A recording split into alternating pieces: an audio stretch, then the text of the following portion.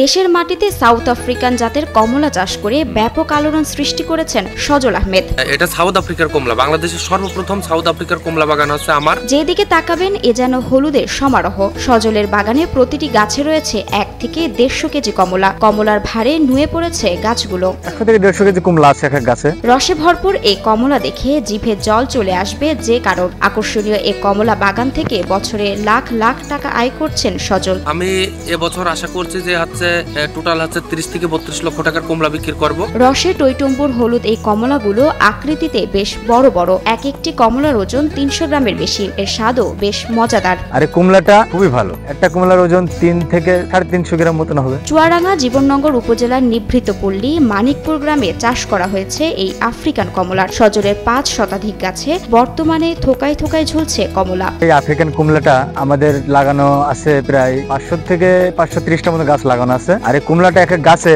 100 থেকে 150 কেজি পর্যন্ত মানে কমলা এক গাছে ধরা যায়। প্রতিদিন দূর দূরান্ত থেকে অসংখ্য দর্শনার্থী ছুটে আসেন সজল আহমেদের এই কমলা বাগানে। আমার এখানে প্রতিদিন প্রচুর পরিমাণে পর্যটক আসছে কমলা খাইতে, কমলা দেখতে, কমলা বাগান করার জন্য। আপনারা আমাদের বাগান ভিজিট করে যাবেন, বিনামূল্যে ফ্রি কমলা খেয়ে যাবেন। কমলাটা এতটাই যে ভালো, মানুষ আসছে দেখতে।